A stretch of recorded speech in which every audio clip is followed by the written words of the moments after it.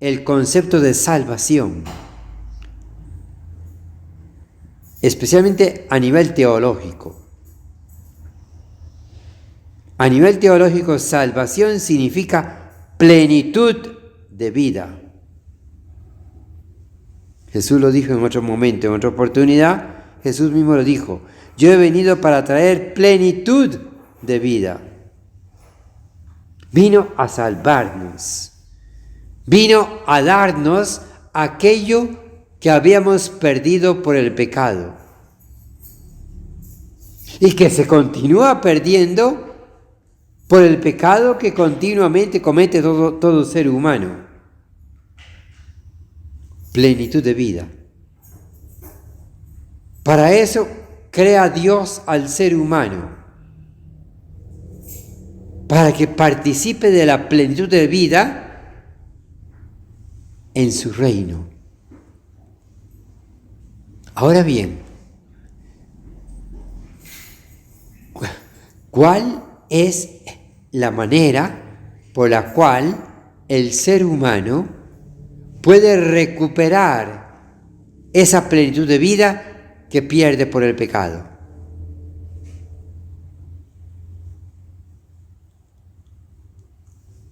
Uniéndose a Jesús, viviendo aquello que Jesús recupera para todo ser humano. ¿Y qué es lo que recupera Jesús para todo ser humano? ¿Qué es lo que nos da? Por el hecho de ser nuestro Salvador, nos da esa plenitud de vida. Ahora bien, ¿en qué se concreta esa plenitud de vida? ¿Se concreta acaso en los gozos falsos y pasajeros que ofrece el mundo pagano que nos rodea? ¿En las facilidades que aparentemente ofrece el mundo? Por supuesto que no. La plenitud de vida que Cristo ofrece, que Cristo nos otorga con su acto salvífico, no es ni siquiera parecido a toda la falsedad que el mundo continuamente ofrece, a todos los gozos, a toda la soberbia, a la vanidad. No se parece para nada a todo eso. Eso es basura. La vanidad es basura. Los gozos que el mundo ofrece son basura. Jesús viene a darnos la verdad de la plenitud de vida. Entonces, ¿en qué se concreta esa plenitud de vida? ¿Cómo podemos llegar a vivir esa plenitud de vida? Para poder tener la verdad. Se concreta en la práctica de las virtudes cristianas: fe, esperanza, caridad, prudencia, sabiduría, justicia, templanza, fortaleza, pureza, ecuanimidad, constancia, comprensión y todas las demás virtudes cristianas que están compendiadas en las 3 virtudes teologales que mencioné de primero y en las 4 virtudes cardinales que luego mencioné también.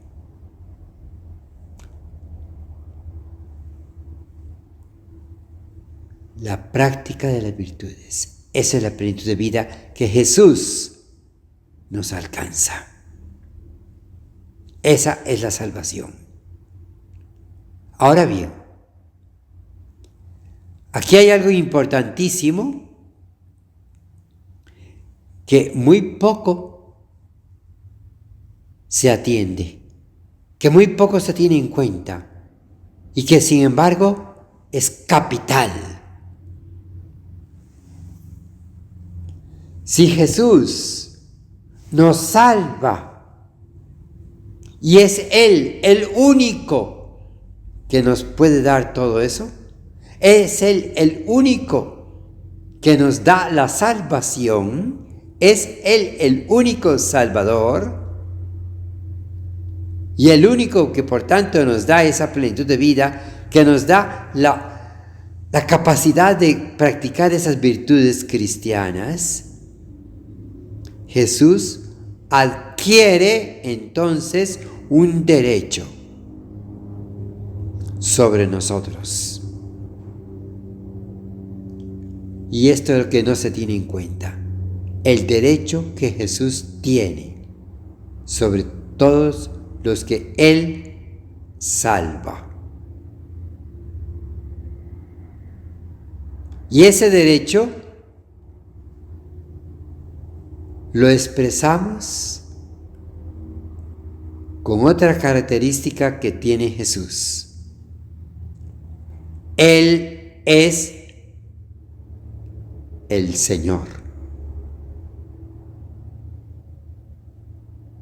Y muchas veces lo llamamos así, Señor, pero no nos damos cuenta de todo lo que implica que Jesús es el Señor. En su santo nombre se implica también entonces el señorío de Jesús. Porque Jesús es el Salvador, es el Señor.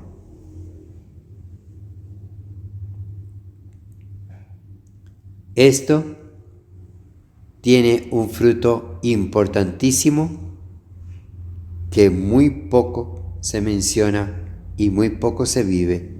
Y debiera vivirse en plenitud. ¿Qué?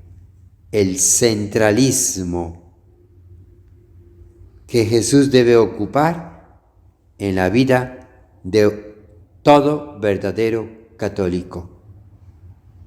Y consecuentemente, el centralismo que Jesús debe ocupar en la vida íntegra, total, constante de la Iglesia. La Iglesia no tiene por qué estar centrada en el ser humano.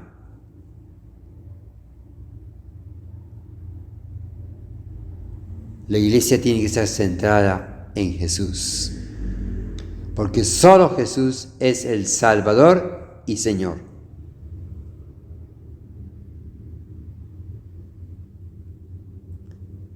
Si continuamos llamando a Jesús Señor, tenemos que vivir sujetos a Jesús. Ahora bien,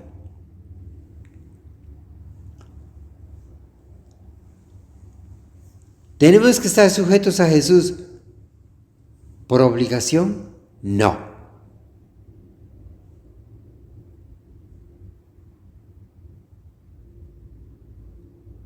Tenemos que estar sujetos a Jesús. ¿Acaso por agradecimiento? Podríamos decir que sí, pero no es suficiente. Tenemos que estar sujetos a Jesús por amor. Amor a Él sobre todas las cosas. Entonces, ahí sí, si estamos sujetos a Jesús por amor, Él llega a ser lo que tiene derecho de ser, Señor, o sea, el centro. Toda nuestra vida tiene que estar centrada en Jesús. Y para que esto sea posible, Jesús mismo nos lo facilita, nos lo posibilita, porque de otra manera no podemos. ¿A qué me voy a referir? Si Jesús tiene que ser el centro, tiene que ser el Señor y el centro de nuestra vida, Jesús tiene que ser, digámoslo de esta manera, tangible para nosotros. Tenemos que tener la capacidad de poder tener relación personal con Él. Y por eso Él, entonces, siendo nuestro Salvador y Señor, instituye el sacramento de la Eucaristía, para quedarse verdaderamente entre nosotros y de esa manera hacernos fácil, hacernos posible el vivir su centralismo. Porque si estuviéramos centrados solamente en una idea mental de Jesús, sería sumamente difícil.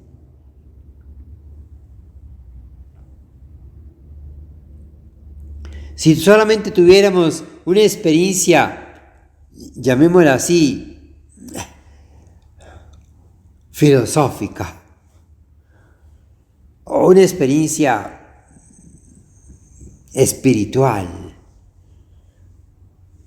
pero a través de la Eucaristía podemos nosotros llegar a vivir una experiencia directa, personal, no lejana. Podemos llegar a experimentar en la Eucaristía el señorío de Jesús. Y esto todo católico debiera llegar a vivirlo. Todo católico debiera llegar a vivirlo. Este es otro aspecto importante de aquella afirmación categórica de Jesús mismo, cuando nos dice: si no coméis de mi carne y bebéis mi sangre, no tenéis vida en vosotros. ¿Y qué significa comer la carne y beber la sangre del Señor? No significa solamente el hecho de comer la hostia, que es la carne y la sangre del Señor, sino que significa precisamente que tenemos contacto físico con el Señor. No es un contacto solamente espiritual. La Eucaristía no es solamente un contacto espiritual. No es solo un contacto espiritual, como heréticamente lo han dicho más de uno, incluso obispos traidores. No es un contacto espiritual solo. Es un verdadero contacto físico con Él, con Jesús, Señor. Es importantísimo, entonces, que tengamos esta experiencia eucarística. O llamémosla de otra manera, porque el significado de la palabra Eucaristía de pronto no nos permite llegar a esta profundidad a la que tenemos que llegar. El significado de la palabra Eucaristía es acción de gracias. En cambio, hay otra palabra, que tal vez sí nos va a ayudar más a llegar a ese contacto físico con Jesús. Y la palabra es hostia. Hostia significa oblata. Y oblata es algo que se ofrece, algo que se entrega. Y eso es Jesús. bajo las especies del pan y el vino. Hostia, es carne, sangre, alma y divinidad que se ofrece continuamente. Por eso decíamos días pasados,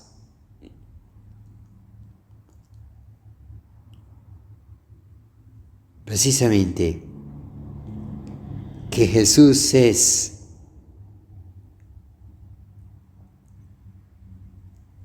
la epifanía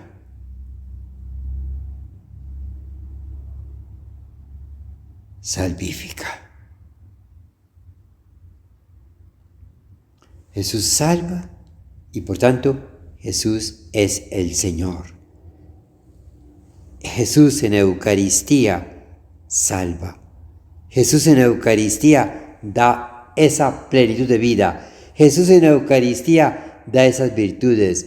Jesús en Eucaristía es el Señor de nuestras vidas.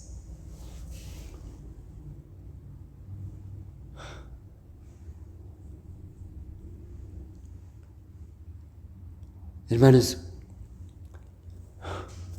tenemos que llegar a tener esta experiencia hostificante de Jesús. Tenemos que llegar a tener esta experiencia hostificante que nos haga tener esa relación con aquel que es hostia y tiene la capacidad de hacernos a nosotros también hostias en Él y con Él.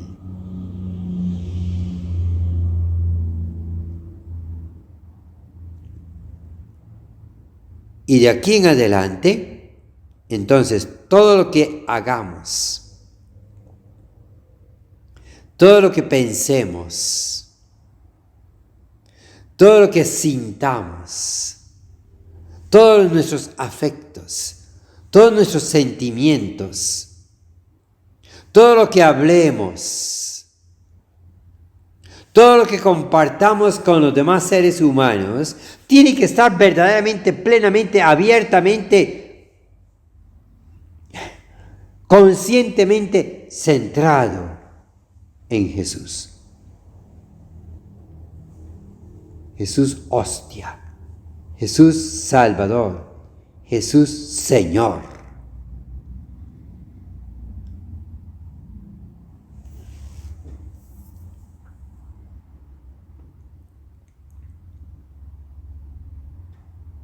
El católico verdadero tiene que vivir continuamente, conscientemente, el señorío de Jesús. Solamente quienes lleguen a vivir esto, el señorío de Jesús, de manera constante y consciente, podrán decir, soy discípulo de Jesús.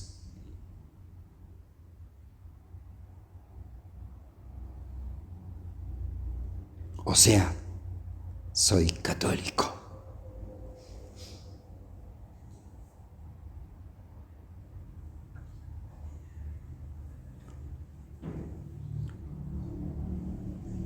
Jesús, hostia. Jesús, Eucaristía. Jesús, hostia. Jesús, hostia. Jesús, hostia.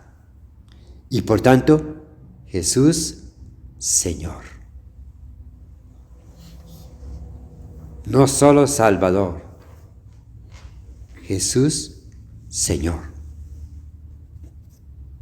Esto tiene que ser el fruto importantísimo, absolutamente necesario, de una auténtica celebración de esta importantísima fiesta del bautismo del Señor.